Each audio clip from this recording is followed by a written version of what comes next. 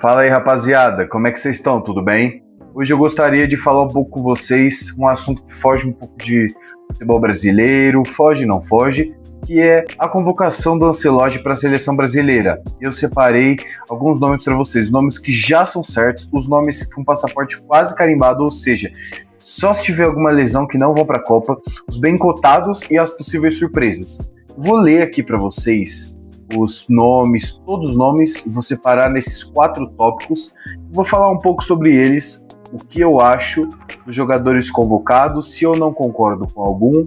Então vamos lá. Eu vou linkar isso também. Será que o Neymar vai para a Copa? Bom, primeiro, eu vou falar aqui um pouquinho dos nomes que são a base da seleção para a Copa.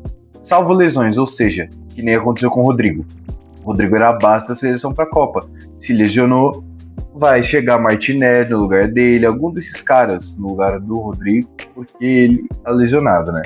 Vai ficar 10 meses fora da cirurgia do LCA. Vou pegar meu caderninho aqui e vou falar para vocês.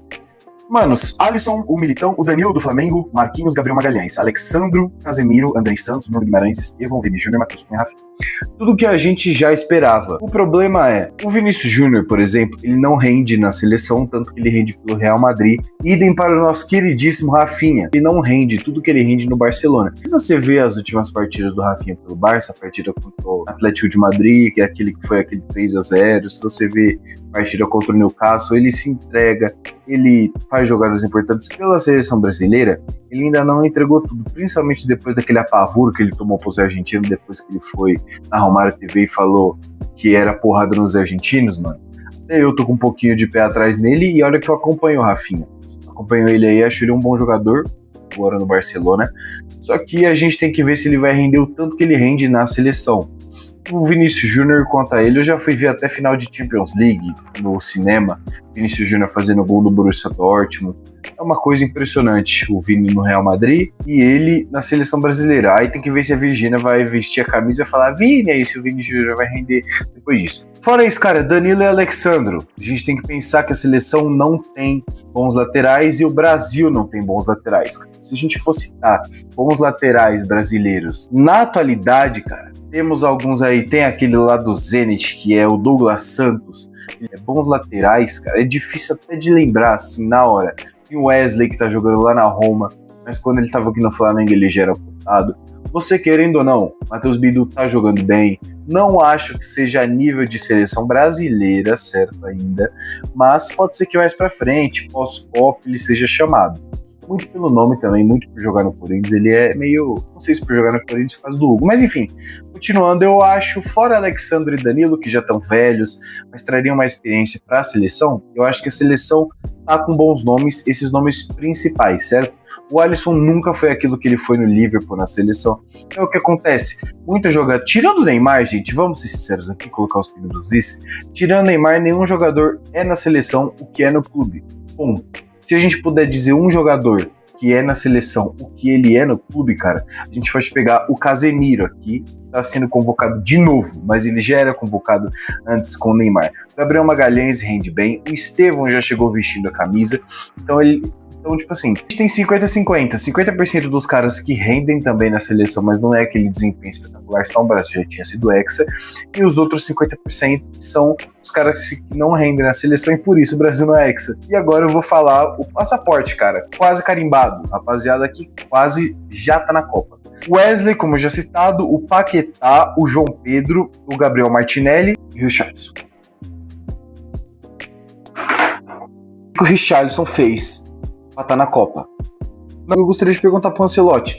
Eu entendo que ele leve jogadores. Eu vou até falar isso aqui. Eu entendo que o Ancelotti ele queira levar jogadores que sejam já conhecidos dele, ele visse na época da Europa e tudo mais. Só que, meus amigos, o que o Richarlison tem feito para merecer uma convocação para a Copa do Mundo? É isso que eu gostaria de perguntar. Porque, sinceramente, se você for ver os números dele, tá com 11, 12 participações em gol aí. Só que assim, se você for ver só a estatística, o Yuri Alberto merece pra Copa, por exemplo, pelos últimos números que fez. Então a gente tem que ver em campo. O Richarlison pela seleção é o que eu acho que justifica a convocação dele. Pela seleção ele vira outro cara, certo? Ele vira outro jogador, ele começa a ficar muito mais decisivo, ele joga, ele se entrega muito mais. É aquele típico jogador que se entrega pela seleção, tá ligado? Ele joga pelos clubes como passaporte pra seleção, é que nem o Rames Rodrigues, é que nem, sei lá, o Ochoa. Jogam e praticamente só são lembrados ou tem o seu auge nas seleções deles. Eu acredito que o Richarlison seja um dos exemplos, por isso que o Ancelotti queria levar ele. Só que vocês têm que pensar que, do que adianta você levar o jogador pelo nome, nossa, ele tem que estar na seleção, se tem outros nomes que estão melhores que ele, certo?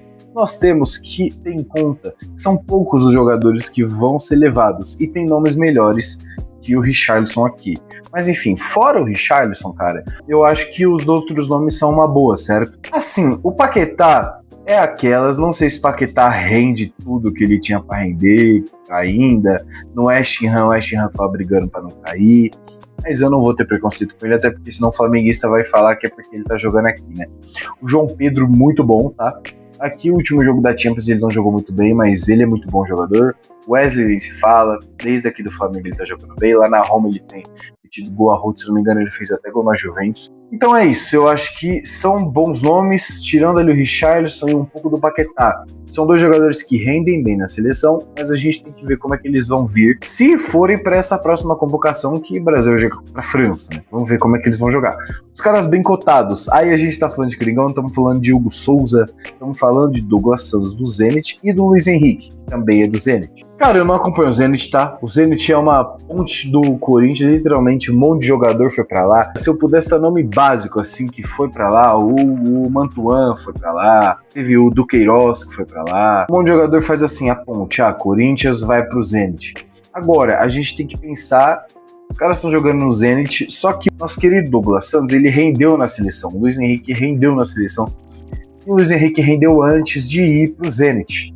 Então, se ele vai ser convocado ou não, o que eu acompanho aqui, vou falar o Hugo. O Hugo ele tem rendido muito bem. Só que contra o Curitiba, ele teve 2 bolas ali, tomou os 2 gols, ele foi driblado pelo jogador do Curitiba. Ele não é um goleiro 100% seguro, ele é muito bom nos pênaltis, ok, mas ele não é 100% seguro. Ele não é tipo um goleiro, vamos dizer. O Brazão, ele é muito mais exigido que o Hugo, tá? Muito mais. O Hugo faz defesas boas, mas o Brazão, por exemplo, é muito mais exigido, faz muito mais defesas difíceis. Então a gente tem que ver como é que vai ser a situação do Hugo na seleção. Eu acho que ele se daria bem para ser um goleiro reserva. Não sei se ele conseguiria pegar a bucha de ser um goleiro titular. E as possíveis surpresas? Olha, Bremer, que é da Juventus, o Danilo, só que dessa vez o do Botafogo, Gabriel Sara, do Galatasaray, Endrick, Ryan e Igor Thiago.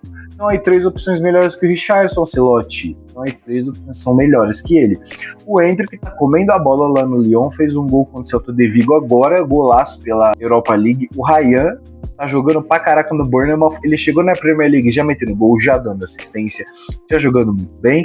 E o Igor Thiago é simplesmente, acho que o vice-artilheiro da Premier League. Então isso já diz muito sobre o cara. E é isso, eu acho que na minha convocação desses outros nomes que apareceram que não estão cotados, cara, quem eu levaria, certo? Eu levaria o Hugo, não por clubismo. Se a seleção precisasse de um pegador de pênaltis, colocava ele ali antes do fim da prorrogação e tudo mais. Eu levaria o Danilo, do Botafogo. Acho ele um ótimo jogador, tá?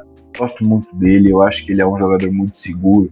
Ele tá jogando muito bem lá no Botafogo, fez uma baita partida contra o Grêmio. Contra os demais clubes ele joga muito bem. Que eu acompanho e que eu levaria o Ryan, pelo que eu vi aqui ele do Brasil e pelo que eu tô vendo ele na Europa. Eu levaria o Endrick também. Jogadores que eu não posso falar muito. Douglas Santos, o Igor Thiago eu não posso falar muito. Eu não posso falar tanto do Wesley agora que tá na Roma. Mas é isso. Quem vocês levariam pra Copa? Quem vocês acham que o Ancelotti devia levar? E por fim, Neymar, cara. Em resumo do Neymar, falando brevemente dele, é tudo em questão desse próximo clássico do domingo para mim, porque ele tem que render para jogar bem. Ou seja, tá tudo nas mãos dele e do Corinthians deixar ele jogar, porque ele não tem um retrospecto muito positivo diante do Corinthians, disso a gente sabe, falando sem clubismo, falando sério aqui. Só que a gente precisa dele na Copa, tá? O Ancelotti tem que abrir o olho e ver. Cara, o Cristiano Ronaldo, se fosse pensar assim, ele não ia pra Copa, porque ele tá com mais de 40 anos, e por mais que ele esteja fazendo muito gol, ele tá na Arábia, o Messi tá na MLS, o James Rodrigues já não joga há muito tempo. Esses caras, eles têm uma hora nas seleções deles que eles rendem muito bem, eles vão, eles jogam lá, eles têm o nível elevado, eles dão uma maturidade, são os capitães das seleções deles.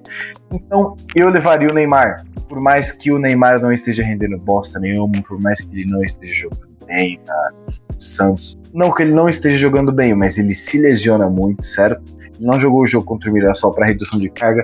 O Ancelotti foi pro Maião para ver ele jogar, isso deve ter irritado um pouco ele, porque foi para ver quem? O Reinaldo? Não, foi pra ver o Neymar, vamos ser sinceros. Todo respeito aí.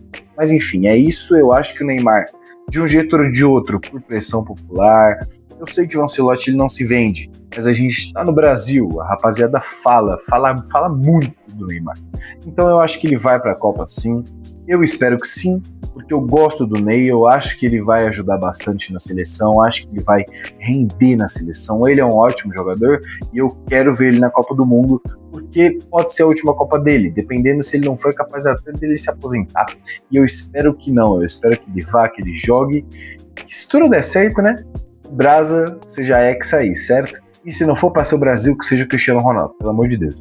Mas é isso, eu espero que vocês tenham gostado desse vídeo um pouco diferente. Eu vou tentar trazer umas notícias para trazer aqui para vocês do Corinthians no segundo vídeo do dia.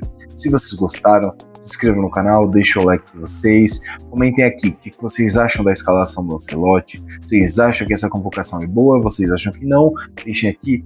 É isso por hoje, muito obrigado, gente, Deus abençoe todo mundo, boa semana para todos, sextou e vambora, fim de semana vai ter bastante conteúdo, e é isso, boa tarde para todo mundo, gente.